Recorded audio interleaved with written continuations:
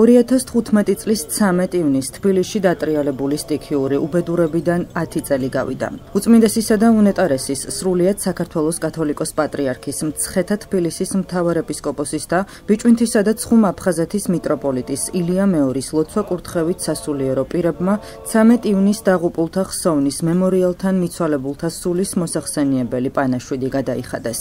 მათ გარდაცვლილთა ოჯახის წევრებსა და ახლობლებს კიდევ ერთხელ მიუსამძიმრეს. 13 ივნისს დაღუპულთა ხსოვნას პატივი მიაგეს თბილისის მერმა კახა კალაძემ, ვიცე-მერმა გიორგი ტყემალაძემ, საკრებულოს თავმჯდომარემ ზურა ბაბაშიძემ, დედაქალაქის მთავრობის წარმომადგენლებმა, დაღუპულთა ოჯახის წევრებმა და რიგითმა მოქალაქეებმა. ტრაგედიიდან გავიდა 10 წელიწადი, რომელიც მოხდა ქალაქ თბილისში, დედაქალაქში და ეს დედაქალაქის ტრაგედია არ იყო მხოლოდ, იყო მთელი ქვეყნის ტრაგედია, იმიტომ რომ მომრავი ადამიანის სიცოცხლე შეიწირა, ამავდროულად ბევრი ადამიანი დაზიანდა და ქონებები დაუზიანდათ ადამიანებს და ძალიან ყველაზე დიდი მტკივნეული და ტრაგედია ის არის, რომ ადამიანის სულები გარდაიცვალნენ, რომელსაც უკან ვერ დავაბრუნებთ, მაგრამ ჩვენ მორწმუნეებს გვაქვს იმისი რწმენა, რომ ჩვენ მარადისობაში არიან გარდანაცვლებულების ადამიანები და მათთვის პანაშვიდი გადავიხადეთ, მათ სულისთვის ვილოცეთ, ჩვენი ლოცვა მათ შეეწევათ და მათ ლოცვა ჩვენ შეგვეწევათ. იმას ვისურვებდი, რომ როდესაც გაწმენდით სამუშაოები იყო, ძალიან ბევრი ადამიანი იყო მობილიზებული და ყველა თავისაც რითი შეეძლო, იმით ეხმარებოდა ერთმანეთს. ზოგი სამედიცინო დახმარებას უწევდა ადამიანებს, რომლებიც დაშავდებოდნენ, ზოგიერთ საჭმელები მოქონდა, ზოგიერთ უბრალოდ ამხნევებდნენ, ესე ედგნენ გვერდში ერთმანეთს და ეს ერთობა იგრძნობოდა განსაცდელის ფონზე და ვისურვებდი, რომ მერთ მაქნას ის, რომ ამ განსაცდელის გარეშე ჩვენი ქვეყნის ერთიანობა ყოფილიყოს ისეთი და ესეთი სიყვარული გამოგვეხატოს ხოლმე ერთმანეთისთვის. მე მინდა მადლობა უთხრა ყველა ადამიანს, ვისაც ახსოვს ჩვენი შვილები, ჩვენი ახლობლები, ვინც დღეს მოვიდა აქ და ჩვენთან ერთად გაიზიარა ჩვენი მწუხარება. დიდი მადლობა ყველას, ღერთმა დაგლოცვა და გაკურთხოთ და გაცლიაროთ. 10 წელი გავიდა იმ მძიმე ტრაგედიიდან, რომელიც თბილისს დაატყდა თავს 2015 წლის 13 ივნისს. ყველას გვახსოვს თუ რამდენად მძიმე ხამე გამოვიარეთ, გადავიტანეთ ყველამ. 21 ადამიანი დაიღუპა, 2 უგზო-უკლოდ დღემდე დაკარგულად ითვლება. პირველ რიგში უსამძიმრებ ამ ადამიანების ოჯახებს, მათ ახლობლებს, მართლაც ძალიან მძიმე იყო თუ გავიხსენებთ რა ხდებოდა 2015 წლის 13 ივნისს. თუმცა მეორე პოზიტივი რაც იყო, ეს იყო ერთიანობა, ერთობა, სადაც ყველა დიდი და პატარა გაერთიანდა იმისთვის, რომ ხარში დადგომოდა ჩვენს დედაქალაქს და მთელ მსოფლიოს დავანახეთ თუ რა შეუძლია ერთობას და ძალიან ბევრი რამე გაკეთდა, თუმცა სამწუხაროდ გვყავს დაღუპული ადამიანები და კიდევ ერთხელ უსამძიმრებ მათ ოჯახებს. ეს 10 წელი გავიდა იმ ტრაგედიიდან, რომელიც დატრიალდა 13 ივნისს 2015 წელს წყალდიდობის შედეგად დაიღუპა 21 ადამიანი. და დღეს ჩვენ შევიკრებით, იმიტომ რომ პირველ რიგში პატივი მივაგოთ მაგ ხსოვნას და რა თქმა უნდა, ამავდროულად უნდა ითქვას ის, რომ ამ დღეს ერი იყო გაერთიანებული და ამან მოახდინა გარკვეული ეს ერთობის დემონსტრირება და ტრაგედიებმა მარტო არ უნდა გაგვაერთიანოს. 2015 წლის 13 ივნისის სტიქიამ 21 ადამიანის სიცოცხლე შეიწირა, 2 პირი კი ამ დრომდე დაკარგულად ითვლება. წყალდიდობის შედეგად დაზიანდა საცხოვრებელი სახლები, გზები და ქალაქის ინფრასტრუქტურა. დედაქალაქის ზოოპარკის ტერიტორია კი თითქმის მთლიანად განადგურდა.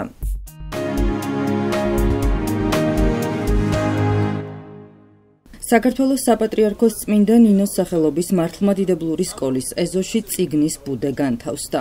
აღნიშნული საქართველოს საპატრიარქოს საზოგადოებასთან ურთიერთობის სამსახურის მასწავლებელთა პროფესიული განვითარების ეროვნული ცენტრისა და საქართველოს ეროვნული ბიბლიოთეკის ერთობლივი თანამშრომლობით მოეწყო.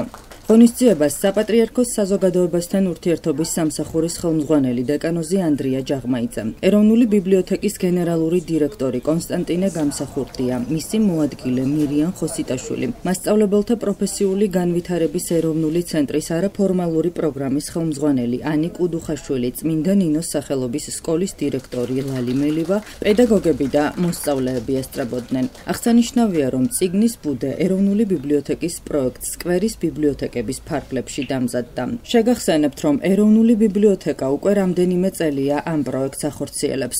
წიგნის ბუდიდან ნებისმიერ მსურველს შეუძლია აიღოს მისთვის სასურველი წიგნი, წაიკითხოს ის ადგილზე, ან სულაც სახლში წაიღოს, წაკითხული კი შემდეგ ისევ ბუდეში დააბრუნოს, ან სხვა წიგნით ჩაანაცვლოს. ეს არის ინიციატივა მასწავლებლის სახლის და ეროვნული ბიბლიოთეკის და ჩვენ ძალიან მოხარული ვართ, რომ სკოლაში შემოსვლისას ბავშვი პირდაპირ ნახავს ჯერ წიგნის ბუდეს, სადაც წიგნებია განთავსებული და მერე შედის სკოლაში ესე განწყობაც ასეთი არის და კარგია რომ ბოლო დღე არის დღეს სწავლის და ბოლო დღეს შემოგვაშველეს ეს წიგნები რომ ბავშვებმა ზაფხული გაატარონ შინაარსიანად. ძალიან კარგი პროექტი არის და მადლობლები ვარ ძალიან ბიბლიოთეკის, ეროვნული ბიბლიოთეკის და მასწავლებლის სახლის. სიმბოლური არის რომ სულ ცოტა ხნის წინ სკოლამ ბავშვებმა დადგეს ვრცელი სპექტაკლი, დაახლოებით 3 საათი გრძელდება ილია ჭავჭავაძის შესახებ, მთლიანად ამოწურეს ფაქტურად ილია ჭავჭავაძის ცხოვრება და შემოქმედება და აი ეროვნული ბიბლიოთეკა, რომელიც არის გამგრძელებელი წერა-კითხვის გამავრცელებელი საზოგადოებისა, გვესტუმრა და ესეთი სასიამოვნო კავშირი შედგა, ხიდი გაიგო. და ბავშვებს ვუთხარი კიდეც, რომ ამის მერე თქვენი გზა ეროვნულ ბიბლიოთეკაში გაკვალულია უკვე და უნდა იარონ ხშირად. ეს პროექტი მოვილაპარაკეთ ჩვენ საქართველოს ეროვნულმა ბიბლიოთეკამ მასწავლებელთა სახლთან და განხორციელდა იგი დღეს აქ ამ სკოლის ეზოში. ზოგადად წიგნის ბუდეების ტრადიცია ჩვენ უკვე რამდენიმე წელიწადია გვაქვს და ეს წიგნის ბუდეები მოწყობილია თბილისის გარდა საქართველოს რამდენიმე ქალაქში, თბილისშიც არის გარკვეულ ადგილებში, თუმცა ალბათ სკოლის წინ ეს პირველი შემთხვევა არის და ამას რა თქმა უნდა გაგრძელებები ექნება, ჩვენ კიდევ არაერთი სკოლის წინ მოვაწყობთ ასეთ ბუდეს. ეს გარდა იმისა, რომ ესთეტიურია, მშვენიერია, არის ამავე დროს პრაქტიკული და მოსახერხებელი, ბავშვებს შეუძლიათ პირდაპირ გამოიღონ წიგნი, იქვე წაიკითხონ და დადონ. ეს წიგნთან მოპყრობის კულტურასაც, რა თქმა უნდა, წინ წასწევს. ისინი უფრო მეტად მიეჩვევიან ამას. ძალიან ხშირად ისე ხდება, რომ ადამიანები ვერ ახერხებენ ბიბლიოთეკაში მოსვლას. ამას შეიძლება ძალიან ბევრი მიზეზი ჰქონდეს, ამაზე ახლა არ ვისაუბრებ, მაგრამ როდესაც ვერ ახერხებენ ბიბლიოთეკაში მოსვლას, გარკვეული თვალსაზრისით ბიბლიოთეკაც მიდის მათთან. დღეს საპატრიარქო საზოგადოებასთან ურთიერთობის სამსახურის, მასწავლებელთა პროფესიული განვითარების ეროვნული ცენტრისა და ილია ჭავჭავაძის სახელობის ბიბლიოთეკის ერთობლივი თანამშრომლობის ფარგლებში წმინდა ნინოს მართლმადიდებლური სახელობის სკოლაში გავხსენით წიგნის ბუდე, რომელიც ხელშეუწყობს მოსწავლეებში წიგნიერების უნარების განვითარებას და რაც ყველაზე მნიშვნელოვანი და მთავარია, ბიბლიოთეკა არის ყველასთვის, მათ ნებისმიერ დროს ნებისმიერი წიგნი შეუძლიათ აიღონ, წაიკითხონ და უკან დააბრუნონ და ასევე შეუძლიათ მოიტანონ თავისი საყვარელი წიგნები და ერთმანეთს გაუზიარონ. ეს ერთობლივი თანამშრომლობის ფარგლებში ხდება და სკოლა პირველია, სხვათა შორის პირველი სკოლაა, სადაც წიგნის ბუდე გავაკეთეთ, იქამდე გავაკეთებდით ტაძრებში, საკვირაო სკოლებში. ეს პირველი შემთხვევა არის თბილისის მასშტაბით, პირველად ჩვენს ეზოში დაიდგა წიგნის ბუდე, წიგნთან შეხება ჩვენი მოსწავლეებისთვის მნიშვნელოვანია და ეს კიდევ უფრო მეტად გააფართოვებს, რომ რაც შეიძლება მეტი წიგნი წაიკითხონ.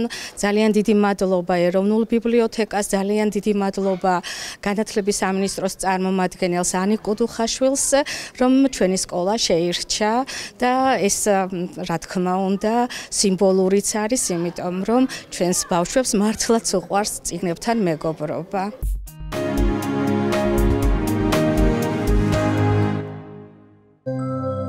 ათასობით ვარსკვლავს შორის ობლად ჩაკარგული ყვავილი თუ შემიყვარე, ვარსკვლავის ხილვა ბედნიერებად გიქცევა. რუსთაველის ეროვნულ თეატრში 12 ივნისს ლეგენდარული მსახიობის, საქართველოს სახალხო არტისტის კახი კავსაძის 90 წლის საიუბილეო თარიღისადმი მიძღვნილი საღამო გაიმართა. ღონისძიებას უძღვებოდნენ მსახიობი ირაკლი კავსაძე და თეატრმცოდნე ნიკოლოზ წულუკიძე.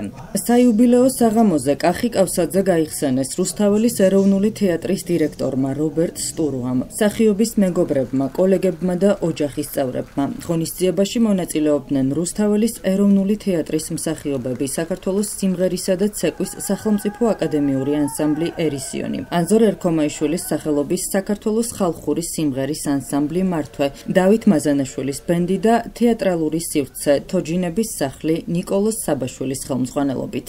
ღონისძიებას სასულიერო პირები, საქართველოს პარლამენტის წევრები, კულტურის სამინისტროს წარმომადგენლები, ხელოვანები და სხვადასხვა სფეროს წარმომადგენლები ესწრებოდნენ. დღეს აღინიშნება 90 წლის იუბილე ბატონი კახი კავსაძის დაბადებიდან და მინდა გულითადი მადლობა მიუძღვნა მის მოღვაწეობას, რომ შეიძლებოდეს ბატონ კახის ვეთყოდი უდიდეს მადლობას ყველაფერი იმისათვის, რაც მან სცენაზე როგორც მსახიობმა გააკეთა და მოქალაქემ როგორც ჩვენმა თანამედროვემ შექმნა, მან სცენაზე შექმნა უაღრესად ღრმა და საინტერესო პერსონაჟები და თავად მისი ცხოვრებაც იქცა ერთ-ერთ მისაბაძ მაგალითად ქართველი კაცისა, რაინდისა და აქ ეს სიტყვაც იყო ნახმარი, როდესაც ბატონ კახიძე საუბრობდნენ და სრულიად სამართლიანად.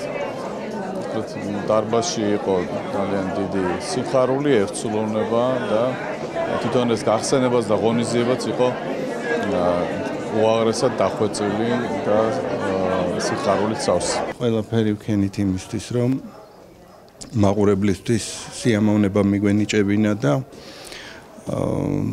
ამავე დროს კახის როგორც ეკადრებოდა, აი ისე გაგვეკეთებინა.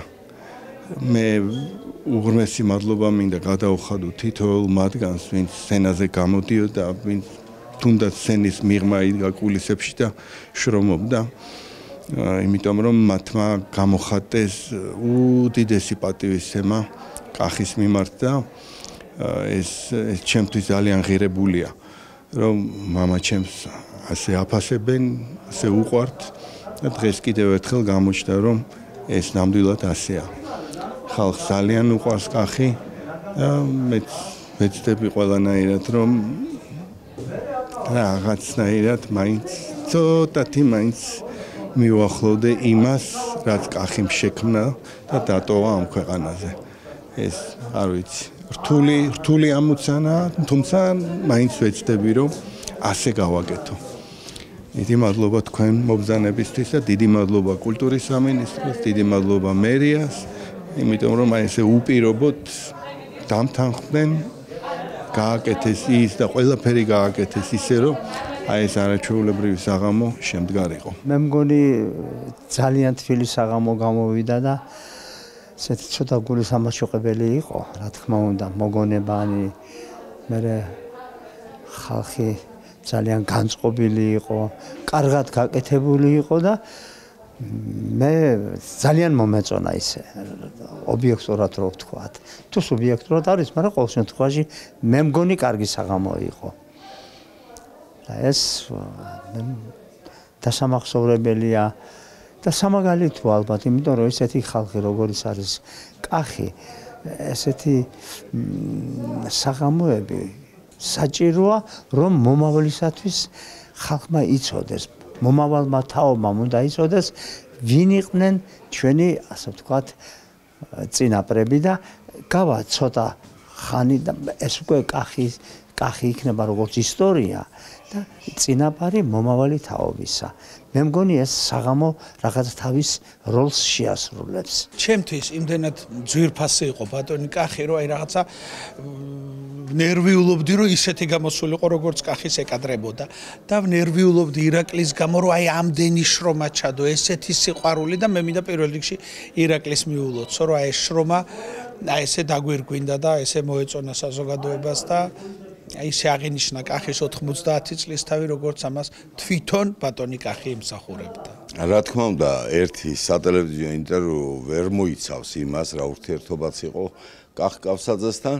უბრალოდ ძალიან სასიამოვნოა, რომ სახელმწიფო ზრუნავს იმაზე, რომ აი ამ რანგის ხელოვანები გავიხსენოთ დრო და დრო, მით უმეტეს საიუბილეო თარიღია ბატონი კახის 90 წელი შეუსრულდა და მე ვფიქრობ, რომ აი ისეთი პოზიტიური ადამიანი, ისეთი ფეიერვერკი, ისეთი აი შამპანიურივი, შუშხუნა, აი გზნებარე, საოცრად თბილი და ადამიანთ მოყვარული, როგორც იყო კახი კავსაძე, მე ვლაპარაკობ მის პიროვნულ თვისებებზე, თორე როგორი არტისტი იყო ეს ყველა მშვენივრად იცის, ძალიან ცოტა არსებობს და აი ცოტა ძალიან დიდი დაფასება და დიდი სიყვარული სჭირდება, რაც დღევანდელ საღამოზე მე მგონი უხვად იყო. რუსთაველის ეროვნულ თეატრში შეკრებილები ქართული თეატრისა და კინოს წინაშე მსახიობის უდიდეს ღვაწლზე საუბრობდნენ და მასთან ურთიერთობას თბილად იხსენებდნენ. ბედნიერი ვარ, იმიტომ რომ მართლა შესანიშნავი მსახიობი და საოცარი პიროვნება იყო ბატონი კახი. სიამოვნება იყო მასთან ყველაფერი, იცით, მუშაობა ფილმზე თავისთავად ცხადია, შეხვედრები, სუფრასთან ყოფნა, აი ყველაფერი ნიჭიერებით სავსე ადამიანი იყო, ამიტომ მასთან მოწყენა და ასე ვთქვათ რაღაც ისე შეუძლებელი იყო რა. ბედნიერება იყო მასთან ყოფნა და უამრავი შესანიშნავი მეგობარი ყავდა.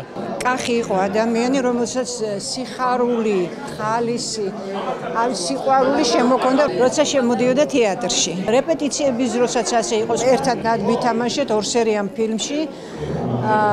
სასტუმროს დიასახლისი, იგივე მიიღეთ გამოწვევა სინიორებო.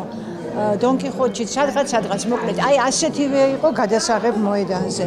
არაჩვეულებრივი, საერთოდ ნიჭიერი ადამიანი, როგორ მღეროდა, გულიანი, აი არ ვიცი, ძალიან მიყვარდა, ძალიან გული დამწყვიტა კახი. მაგრამ მე კახი მინახავს ჩაფიქრებულის, ნაღვლიანის, როდესაც ის დაუშვათ აი გადაღების დროს მაგალითად როცა იჯდა ცალკე მარტო და ისეთი დაფიქრებული იყო სერიოზულად რაღაც ეთყობა აი როცა რაღაცაზე აი რაღაც არ გამოდიოდა და აი ეს აწუხებდა საშინლად. დავით რაბახი ერთხელ მახსოვს ერთ გადაცემაში რომ კახიმ ამერიკაში რო ითამაშა მოკვეთილი ვაჟებშაველა იყო მოკლედ და აი მონოლოგი ქონდა და ეს მონოლოგი მე პირველმა მოვისმინე მეთქი, იმიტომ რომ ჩვენთან მოვიდა სახლში და ცოტა გაგვიკვირდა ისე დროს მოვიდა, რაღაცა ასე იქნებოდა ალბათ პირველი საათი დღის. ნუ მე ვფიქრე ჟანრისთან რაღაც საქმე აქვს ან არა. ხო და მე რაღაცა ჟანრი გავიდა, საქმე ქონდა იქეთ მეორე ოთახში და მე ვნება გოგო შენთან მაქვს საქმე, რა საქმე გაქვს ხარი კახი. ასე არისო, მოკლედ ამერიკაში მივდივარ და ეს მონოლოგი მაქვს წასაკითხი. ჯერ ვიფიქრე რომ ქართულად. ხო, მე ხო კარგია კახი, ძალიან მეთქი მითხარი. ინგლისურად რომ მითხრა და აი ახლა უნდა წაგიკითხო. დედა, ნუ იცით როგორ გავოგნდი, უცებ რომ ვიცი რომ არ იცი, საერთოდ წარმოდგენა არ აქვს ინგლისური. და დაიწყო. აი რამ ხელახმით აი და ჟანრში გამოვარდა იქიდან და იქვე კარებში გაშიშდა, იმიტომ რომ ვერ მიხვდა რაში იყო საქმე, რომ კახი ქართულად არ ლაპარაკობდა. ხო და მე ბოლოს ვკითხე, კახი მოთხარ გაოგნებული ვარ, რაც ახლა შენ ჩაიდინე მეთქი, მაგრამ გაფიცებ ყველაფერს. ყველა სიტყვა გესმოდა, რასაც ამბობდი მეთქი. არაო მითხრა. არა, ცოტა მეზმოდაო, ვისწავლეო, ახლა დანარჩენს ვისწავლეო, მოკლედ ძალიან საყვარელი ადამიანი იყო, რომელიც ძალიან დააკლდა ჩვენ თეატრს. ყველას დააკლდა, მთელ საქართველოს დააკლდა, ახალგაზრდობას დააკლდა. კახის ეს წარმატება ადულად არ მოსვლია, ძალიან ბევრი შრომა ამისთვის ნათელში იყოს. ის იყო მართლაც უდიდესი არტისტი, როგორც თვითონ ამბობდა ხოლმე. და მე ვარ უბედნიერესი, რომ აი ესე მომიწია, რომ არაერთ სპექტაკლში ვიყავი მისი პარტნიორი. ეს მართლაც შევთვის იყო საოცრება.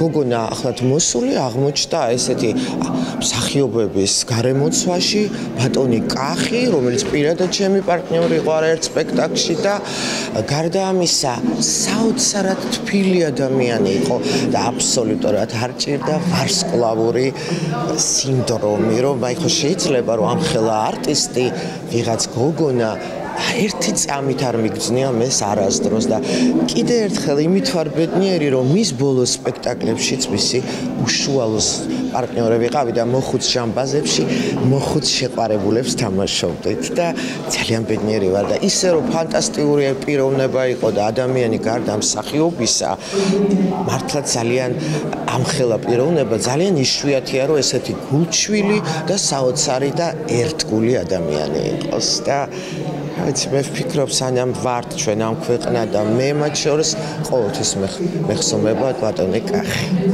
მე და კახი პირველად ვითამაშეთ ადამ და ევა იყო მისი ეს ყველაზე მნიშვნელოვანი როლი და ჩემი სადებიუტო და მას მერე კახისთან ხან ქმარს თამაშობდა ხან მამას თამაშობდა ხან მაგრამ სულ ჩხუბობდით უნდა გითხრათ რომ სულ კამათობდით ბებუტებოდით ერთმანეთს არანაირად არ ემთხვეოდა ჩვენი ხასიათები ერთმანეთს და ბოლოს დავადგინე აი რამე წინა ესეთი რამე წინა მე ძახდა სულ გოგოს მოდი გოგო მოდი ეს გოგოს ვერ აი როცა ხანში შევედით გოგო ჩემთვის ძვირფასი სახელი გახდა ისე რომ კახი მართლა დიდი დანაკლისია სახე იყო ჩვენი თეატრისა და მე პირადად ძალიან მაკლია როგორც პარტნიორი როგორც თეატრის ერთ-ერთი მნიშვნელოვანი ფიგურა პატივი იყო ჩემთვის და ძალიან ბედნიერება ცხოვრებაში რომ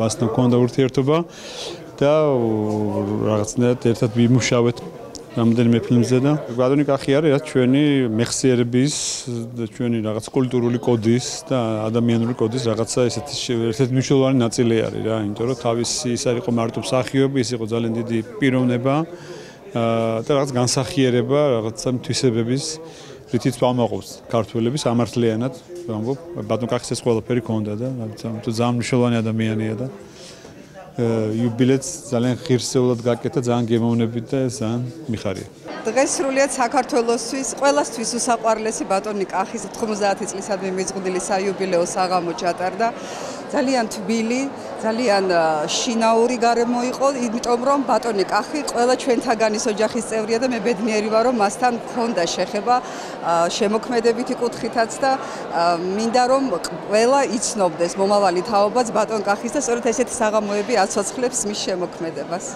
აღსანიშნავია, რომ კახი კავსაძის სამსახიობო კარიერა რუსთაველის სახელობის სახელმწიფო დრამატულ თეატრში დაიწყო. მას შესრულებული აქვს 100-მდე კინო და 30-ზე მეტი თეატრალური როლი. მან მაყურებელს განსაკუთრებულად დაამახსოვრა თავი ფილმებიდან ვერის უბნის მელოდიები, ნატვრის ხე, მონანიება, სიყვარული ყველას უნდა, ცხოვრება, დონ კიხოტისა და სანჩოსი. მხატვრულ ფილმებში განსახიერებული გმირების მსგავსად მრავალფეროვანია კახი კავსაძის თეატრალური როლებიც. მსახიობს მიღებული აქვს არაერთი პრემია და ჯილდო. კახი კავსაძე 2021 წლის 27 აპრილს გარდაიცვალა. დაკრძალულია საბურთალოს სასაფლაოზე.